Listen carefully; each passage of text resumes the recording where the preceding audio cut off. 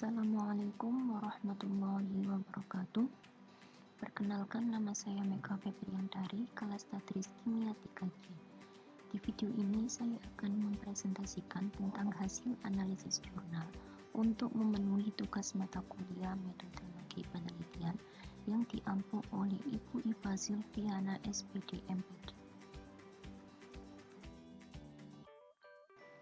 Judul jurnal, Miskonsepsi Materi Larutan Penyangga pada Siswa SMA Negeri 2 Mataram. Penulis jurnal, N. Nur Hidayatullah dan Anti Kolonial Projo Santoso.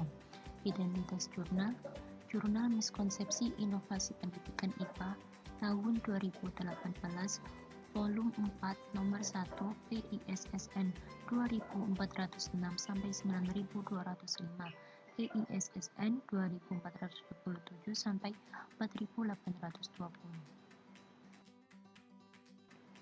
Selanjutnya yaitu latar belakang. Materi kimia yang sifatnya abstrak dan secara intensif baru mulai diajarkan di jenjang SMA akan menyulitkan siswa dalam memahami konsep pada pelajaran kimia. Tidak semua anak dapat dengan mudah memahami konsep atau materi yang sifatnya abstrak, karena suatu pengetahuan, khususnya materi kimia, tidak dapat secara mudah dijelaskan dan ditransfer kepada siswa. Siswa yang tidak dapat menangkap penjelasan suatu konsep kimia dengan baik membuat siswa menjadi memikirkan atau menerka sendiri konsep tersebut, sehingga dapat mengakibatkan miskonsepsi pada konsep selanjutnya. Miskonsepsi dalam pelajaran kimia hendaknya diminimalisasi dan bahkan harus dihilangkan. Miskonsepsi dapat dicegah dengan memberikan pemahaman konsep yang baik dari guru kepada siswa. Memahami suatu konsep sangat penting bagi siswa karena dengan memahami konsep tersebut, siswa dapat menghindari terjadinya miskonsepsi. Kimia merupakan ilmu sains yang terdiri atas konsep dan fakta. Tetapi selain itu, pada pelajaran kimia terdapat perhitungan. Proses pembelajaran kimia harus seimbang antara konsep dan perhitungannya, karena keduanya sangat berkaitan erat. Ilmu kimia bersifat hierarki, yaitu antara konsep yang satu dan yang lainnya saling berhubungan, sehingga siswa harus memahami konsep pelajaran kimia agar dapat memahami konsep yang selanjutnya. Menganalisis tingkat pemahaman konsep siswa perlu dilakukan untuk mengetahui sejauh mana siswa memahami konsep yang telah disampaikan oleh guru. Analisis tingkat pemahaman siswa dapat dilakukan dengan memberikan suatu tes diagnostik kepada siswa.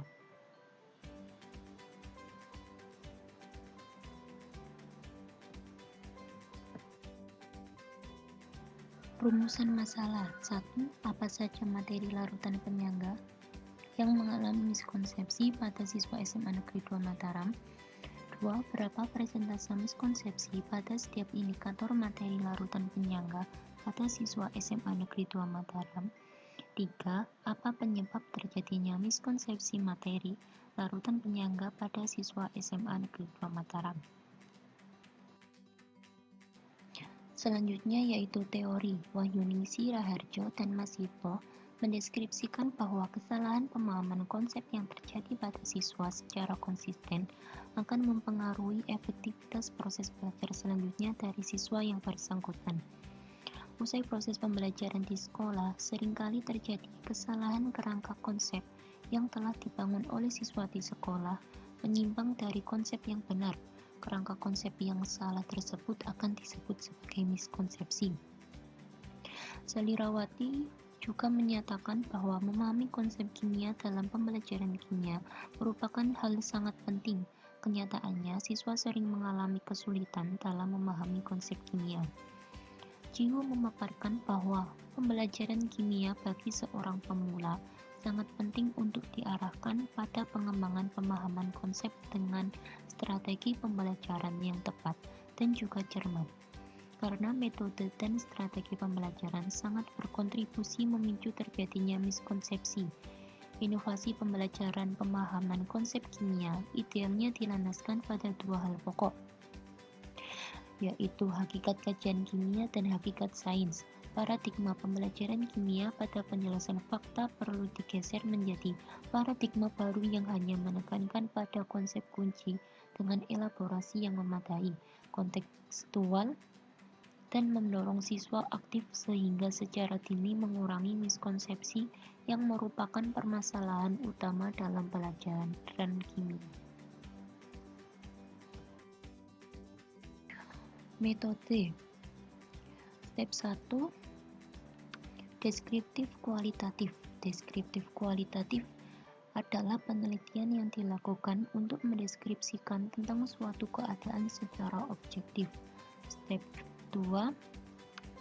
Purposive sampling adalah suatu teknik penentuan sampling dengan pertimbangan tertentu untuk mencapai tujuan peneliti. Step 3. Memberikan instrumen multiple choice tutor diagnostik yang telah disusun sebanyak 15 soal kepada 80 siswa kelas 11 IPA 4 dan 11 IPA 5 SMA Negeri 2 Mataram. Analisis butir soal yang terdiri atas validitas empirik reliabilitas soal dan tingkat kesukaran soal menggunakan Rice Model. Step 4 yaitu wawancara. Wawancara dilakukan dengan mencari tahu pendapat siswa dan guru tentang larutan penyangga. Dari metode-metode yang telah dilakukan, maka hasil yang didapat yaitu persentase tingkat pemahaman 16% tidak memahami, 37% memahami, 47% mengalami miskonsepsi.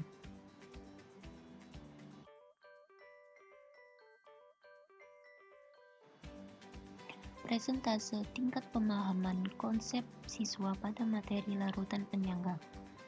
Indikator materi larutan penyangga 1. Konsep pengertian larutan penyangga. Memahami 48,37%, miskonsepsi 43,37%, tidak memahami 8,35%. 2. Konsep perhitungan pH dan pOH dengan menggunakan prinsip kesetimbangan. Memahami 58,37%, miskonsepsi 31,27%, tidak memahami 10,45%. 3. Konsep menentukan massa, volume, dan perbandingan volume larutan yang digunakan untuk membuat larutan. Memahami 40,87%, miskonsepsi 36,70%, tidak memahami 22,53%. 4. Konsep perhitungan pH larutan penyangga pada penambahan sedikit asam atau basa. Memahami 10,95%, miskonsepsi 64,08%, tidak memahami 25,03%.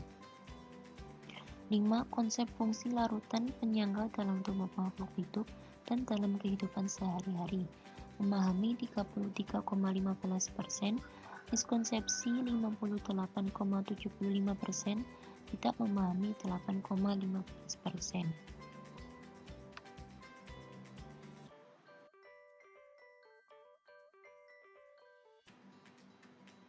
Presentase penguasaan konsep larutan penyangga oleh guru. Pernyataan 1. Menurut siswa, guru menguasai materi pelajaran larutan penyangga dengan baik. Presentase 93,44%. 2. Guru memberikan kesempatan kepada siswa mengungkapkan gagasan atau ide. Presentase 78,13%. 3. Pembelajaran yang dilakukan oleh guru sangat terstruktur sehingga mudah dipahami. Presentase 88,75%. 4. Guru membimbing siswa dalam belajar konsep larutan penyangga dengan baik. Presentase 87,50%. 5. Siswa memahami penjelasan guru pada materi pelajaran konsep larutan penyangga dengan baik. Presentase 76,25%.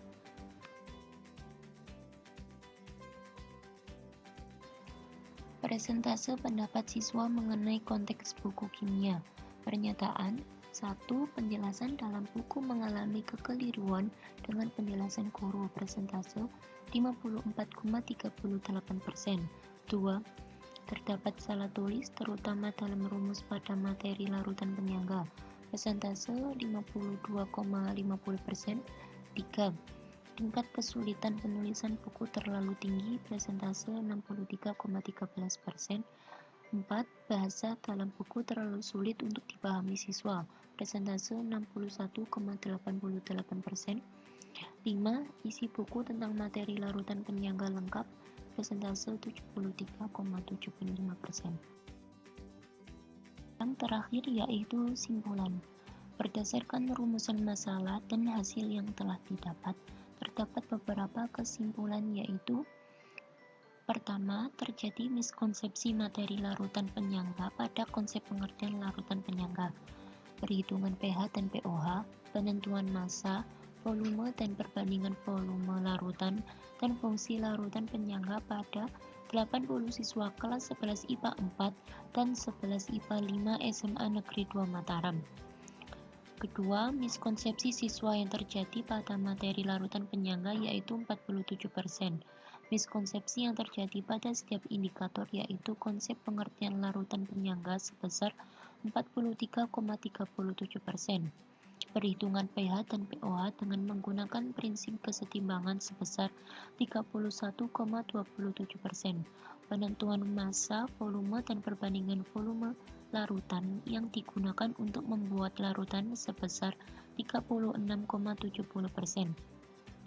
Perhitungan pH larutan penyangga pada penambahan sedikit asam atau basa sebesar 64,08%.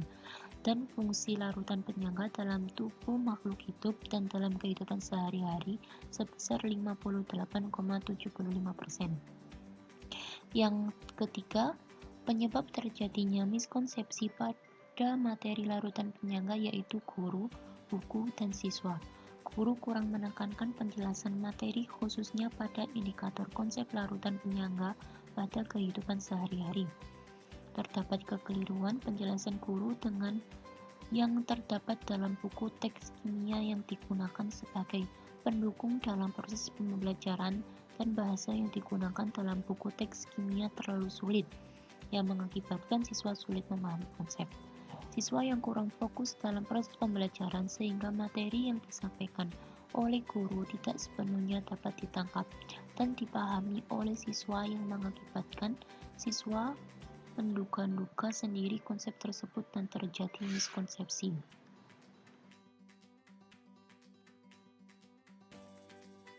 Sekian presentasi dari saya, semoga bermanfaat. Wassalamualaikum warahmatullahi wabarakatuh.